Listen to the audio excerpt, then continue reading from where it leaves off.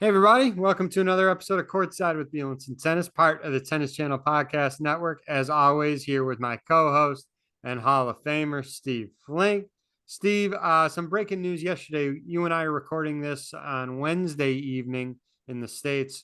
Breaking news yesterday came out about Jannik Sinner testing positive for a banned substance. There was a ton of noise about it all day. About full disclosure, I have not read all the details about it, so I'm not comfortable talking about it in great detail. What I can say from what I have read is that it just appears that the frustration is, there's some different treatment for different players, and that's what I've seen. The various news outlets I've seen. Again, I don't know all the details, and will read up on it, but I'm not well versed enough to speak on it tonight. Steve, I'll let you address anything you wish to about that case. Yeah, the group that handles all of these matters, anything related to player suspensions or gambling, or it's the integrity unit. But I got the release when it came out, I guess 2 mornings ago, and we all were shocked. And obviously, this all goes back to March. It goes back to Indian Wells when Sinner was tested, and then he was tested again, I guess 8 days, 10 days later, both of them testing positive with a very trace amount of this banned substance.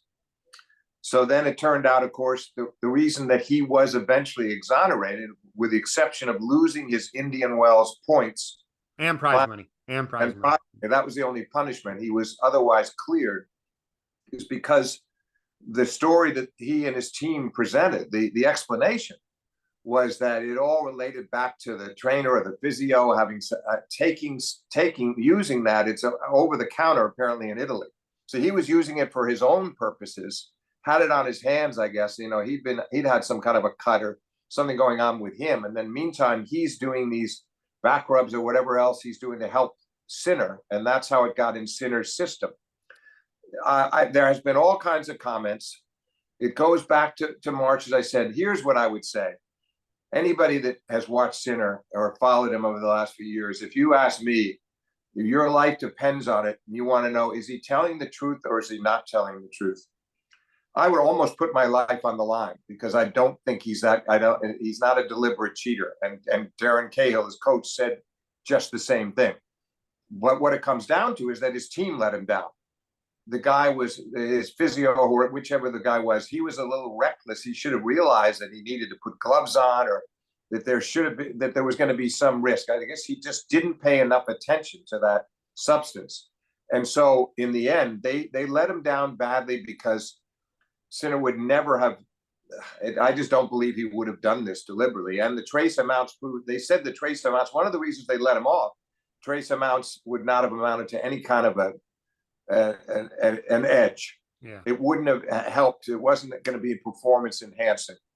I haven't seen the list, Steve, but I don't. If you're on a team where you're coaching or supporting a player and you're responsible for abiding by that list, and every little thing that you give a player, eat, drink, medicine, whatnot, that list has got to be a million miles long. Again, I haven't seen it. So, but from my understanding, this substance is fairly well, even though it's over the counter in Italy, clearly indicates what it is. So I think they have to be really vigilant about it. They weren't. I'm sure he's very hurt by the fact that the guy didn't check, and maybe there's a part of him that feels like you did. How can they possibly keep track of everything? But of course they must. So I think really what the uproar is about, though, is okay. So even if you assume that Sinner, as I do, that Sinner did not do it deliberately, then the question becomes, okay, but he's responsible for what his team does. So therefore, what should the punishment be?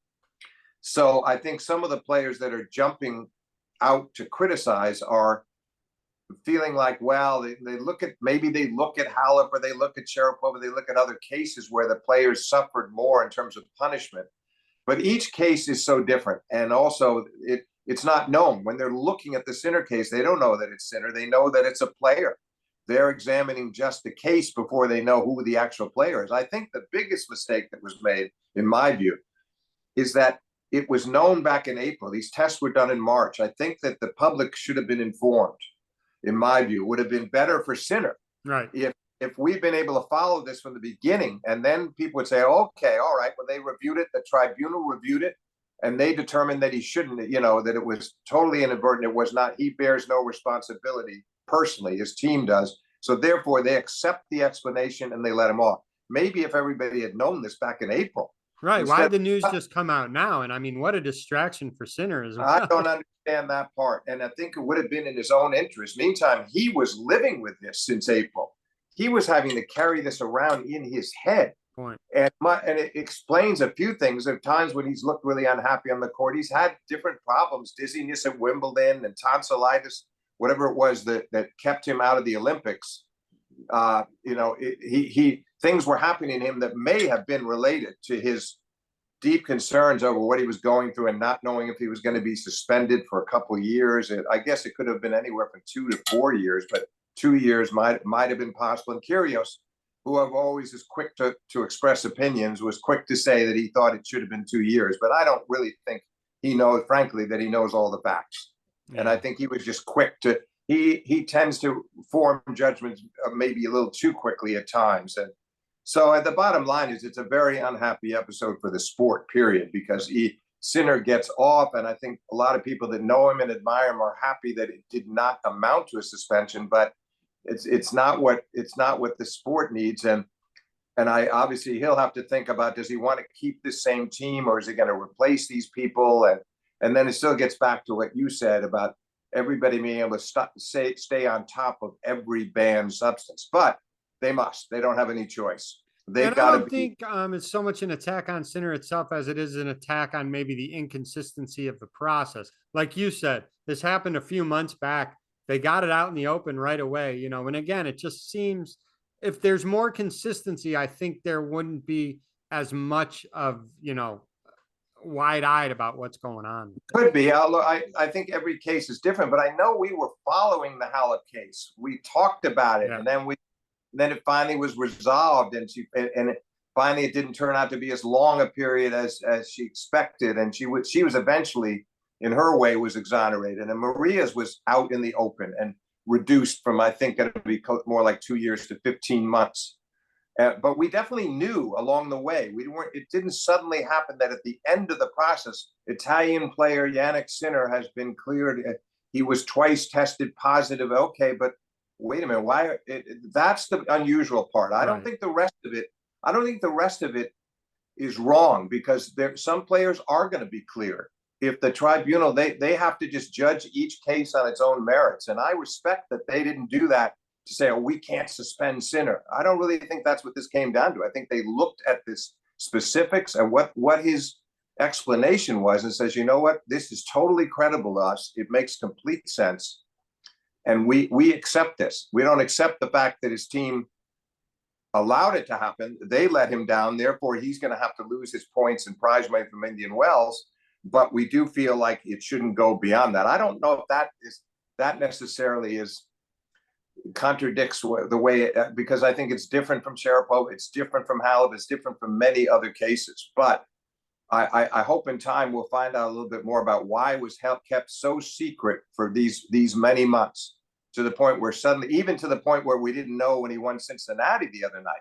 It was all we were talking about there was, wow, a title for Sinner, good for him. He battled past difficulties with his hip again, and that's all we knew. And the next morning we're finding out about that he's been cleared. So that's the part that's unfortunate, because all it does is create more suspicion when it shouldn't. I still say, had it been known, had we followed it from April, from the time that they discovered that he had tested positive, then I think it would have been better for him and the sport that we followed the process. And then we were told, okay, if the tribunal is going to review it, they'll decide by such and such a date, and we'll be back to you then.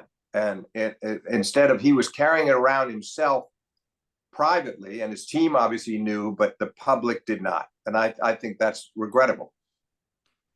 And what's regrettable to me is if we spend any more time on this topic that's non-tennis on the court. So I want to move on from this topic. Sure. Like you said, it's not very good for the sport, and there's plenty of good stuff to talk about on court with the sport. The last few weeks, I'll tell you this, Steve.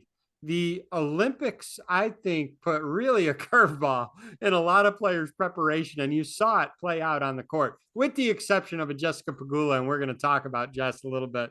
But you saw some crazy results with some top players. And I think the Olympics, obviously, it's a once in a lifetime thing. If you're, for most of these athletes, if you're asked to do it, it's an honor to represent your country, and it's really hard to say no. So I get why people want to do it. It's such an honor, but it did throw a wrench in, I think, your normal preparation for the summer. And you saw some interesting things. I mean, Carlos Alcaraz, right? He plays Monfils in Cincinnati, his first hard court tournament. He didn't play Montreal. He's up a set in a breaker. It comes a rain. They continue on the next day. Excuse me. And he winds up losing. He winds up smashing his racket, which you never ever see. And you just got to think, like, is it the pressure? Was there too much tennis? Is it still the hangover of that crushing loss against Novak? What's going on with a guy like Carlos? Because even when he loses, you don't see a reaction like that. You don't see him smashing a racket, Steve. No, I think you touched on, I think your last point is how I interpreted it. That there's something of a hangover because it was a great match, one of the best matches of the year, when he loses to Novak in 2 tie breaks in the Olympics final. No service breaks, really high quality tennis. Obviously a match that could go either way. I mean, and coming down to 2 breakers like that. And you don't often lose when you never get broken, but that's what happened to Carlos that day. So he was disappointed because he wanted to win that medal for himself, for Spain. I think maybe in retrospect, it might have helped him to do what Novak did and not play Cincinnati. But Carlos is so much younger. Right. I think physically he could make the recovery. I think his team thought so. And they figured, okay, let's get as many matches in as we can in Cincinnati. You don't have to win it necessarily, but it'll help you for the Open. So I think that maybe in the back of his mind, that was still kind of living within his system. We'll never know. He didn't say so, but that's how I interpret it. Then he's playing Monfils, who can be a little exasperating to play. It's an extremely fast court in Cincinnati, one of the fastest hard courts of the year. All the players were talking about the speed of the court. And Monfils is serving huge. And so Carlos did the first night win the first set, and then they went to a tiebreak in the second. They had to stop the tiebreak with Carlos down 3-1, and Monfils went on to win the tiebreak and eventually beats Carlos in 3 sets. He gets a break early in the third. The smash racket happened when Carlos fell behind 3-1 in the third. And that was unusual. And he whacked it on the court 4 straight times and broke it. And he later apologized. It's not like him. On the other hand, I doubt it's something we're going to see very often. And I just think it was one of those moments where he was frustrated by the conditions. Right. It was windy. And by Monfils. And it's also not like him. From the quotes that I saw, he said it was the worst match he'd ever played. I don't know if that's necessarily true. He certainly didn't play well in the third. A lot of errors. Forehand was letting him down, but I don't think it's necessarily the worst he's ever played. I think, Monfils happened to also serve extremely well the last 2 sets, took advantage of the court, and also was more aggressive off the ground, didn't rely as much on defense as he sometimes does. For Monfils, it was actually a very impressive performance against an off-form Carlos. Yeah. But I think that it's not going to be. We're not going to suddenly see Carlos smashing rackets every tournament like that. It was an isolated moment, and typical of him. He apologized for it. And frankly, I understand it.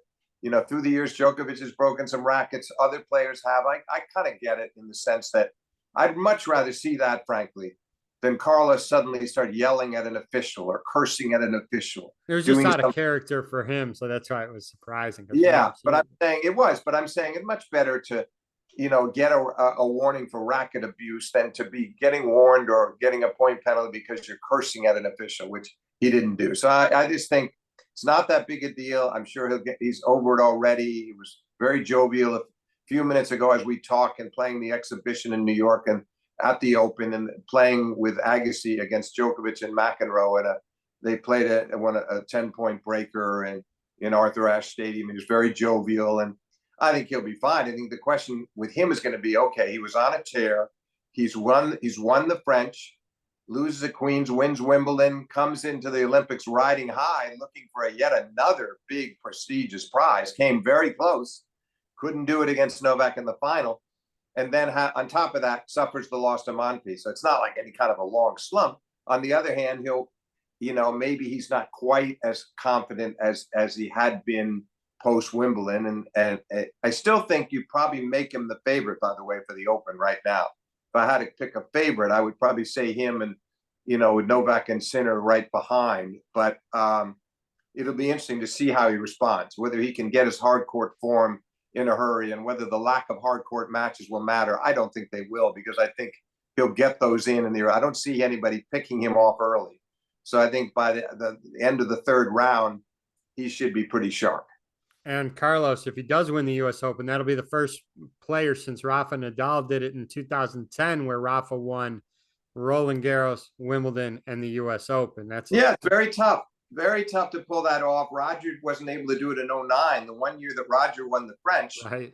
He won Wimbledon in the great 16-14 in the fifth with Roddick, but then he was unable to win the Open. He had Del Potro on the ropes and lost in 5. So he was very close.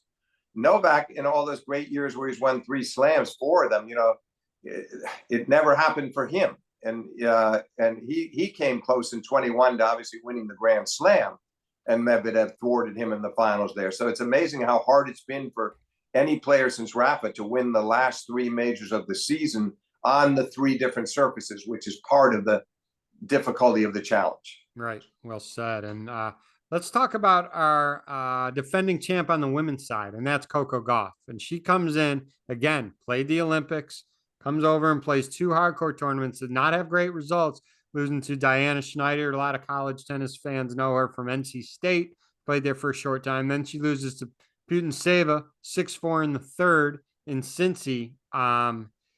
Remember, she had questions last summer, losing first round of Wimbledon to Sophia Kenin. And we were like, where is this going? And she turned that around like that. And she basically won everything in sight, almost everything in sight, including the U.S. Open. There's a lot of the same questions going on right now, Steve, with her entering New York. Now, that's not to say she can't turn around quickly, because we saw this last year. That said, and who I'm talking to, a lot of people, they're not nearly as confident. Obviously, it's going to be impossible to defend, but even a late run. I know someone, Katie, a good friend of the podcast, good friend of mine, she said she wouldn't be surprised if Coco doesn't make it through Labor Day weekend at this tournament. I think there's a lot of questions, me included. See how far she can take this run in New York. She's going to have the crowd support behind her. Not a question at all. But this preparation has not been ideal for her.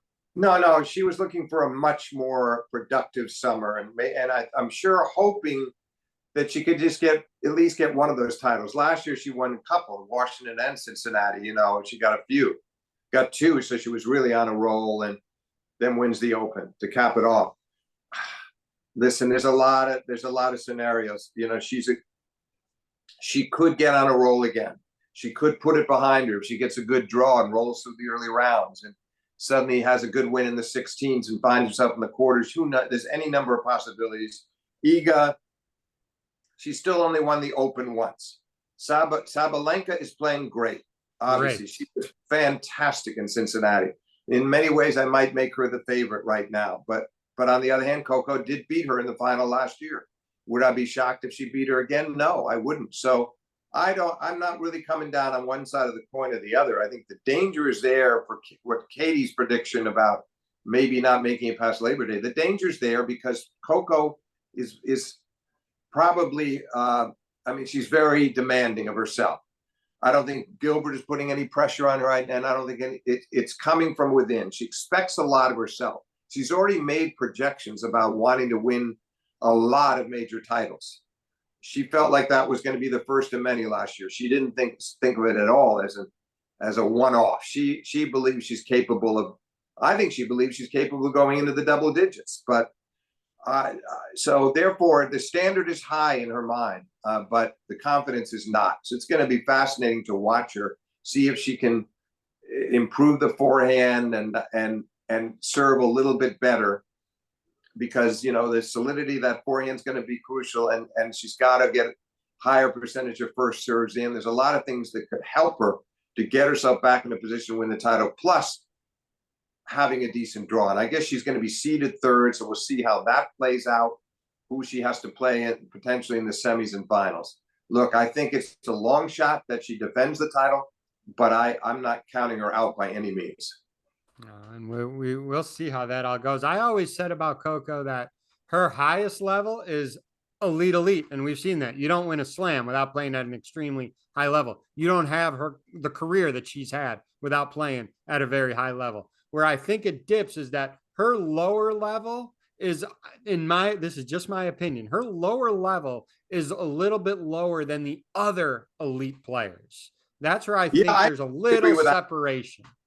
I think that's a fair point, but I also think where I really admire her, and we saw this all through the Open last year, is that she can win on a lot of those mediocre days, even bad. She can pull out 3 setters. She has the fortitude. She's got the fight. She's got the resilience to get through those matches, kind of will her way through on when she's really not playing that well. That's one of her best traits. On the other hand, she's not going to do that every time out, and she needs to be able to try to peak for the latter rounds, and that's what we don't know. That's the question. Right. Easy transition here, because I want to talk about someone who she often plays doubles with. That they said they're not going to play doubles, at least in the near future. They want to focus on singles. But Jessie Pegula, talk about a Coco-like summer run. Jessie Pegula, who did play the Olympics, she's like, to me, the only one who played the Olympics who's had a good run in the summer on the hard courts. She was 1 match away from doing what Yvonne Goolagong did, way back in 1973, doing the Canada Cincy double. She lost to Sabalenka in the final, but it's great to see Pegula playing great ball again, because it was kind of up and down the beginning part of this year. No, she was terrific in Canada, and then the way that she kind of fought her way into the final of Cincinnati before losing 3-5 to Sabalenka. She's got to be feeling very good about herself and her game, and got to hold on to those leads. She had a couple of those matches a little bit messier than she liked. She had I mean, particularly against Leylah Fernandez, because she was she was rolling along against Leylah, and she's up a 7-4 love, and it really got kind of hairy. She was up 4-love in the second, lost it in a tiebreak, and then in the third she's up 3-love, and Fernandez took her into another tiebreak. There were match points the previous game, but again, she got through those. So I just feel like she'd had a really rough first half of the year, and she did win 1 title, but she never looked at her best. But this looks to me like the Pegula of years gone by, the Pegula who was often number 3 in the world in those seasons. So I'm encouraged, and I feel like there's a decent shot, especially if the draw is somewhat kind, that for the first time ever she can break through to a semifinal at a major. Never done. You knew my next question. I was going to say, let's wait for the draw, but she may be in her first major semifinal 2.5 weeks from now. Yeah, I hope so. I just think she's so classy, and she's fun to watch because the footwork, she moves so beautifully, and she defends so well. Defends so well. She hits the ball so cleanly. She's just a straight shooter. There's no nonsense on the court, no shenanigans. She comports herself so well. It's pretty hard not to admire her. And it was tough to watch her early in the year. She had some frustrating losses. She's timing this well. So I certainly expect, even with a tough draw, I still expect her to do very well in New York. Let's flip it over to the men's side, and we're going to specifically talk about one player. But, this is the first time since 1997 where we have 5 Americans now in the top 20, Steve. And one of them, thankfully, he has turned his year around, because up to this summer, it had been a terrible, terrible year. And that's for Mr. Francis Tiafoe. Thank God he's turning it around, because sport's better when he's involved in those latter stages. I mean, he's so fun to watch. He's got so much energy. He had a great, he had a great run in Cincy. Obviously, a couple of weeks prior to that, always does well in his hometown, Washington, D.C. But his performance in Cincinnati was great. Yeah, he didn't win it. He lost to Sinner in the final. But beating Holger Rune 7-6 in the third in the semis, was down 2-5 in the third set, saved 2 match points, down 4-5. Are you encouraged by, he's got to be coming in with confidence now, and just like Coco, the New York crowd is going to be so far behind. They are. No, I am.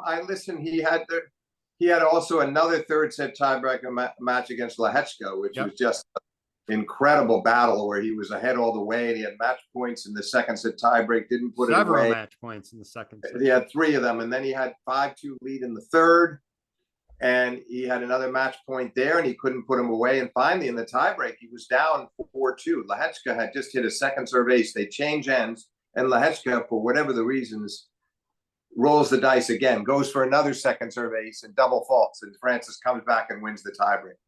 But then the Rune match, he was fortunate on the match one at the first match point. He hit a forehand inside in that clipped the net cord and fell over. I mean, that could easily have been the end of the match there. And he comes back again and plays a great tiebreaker.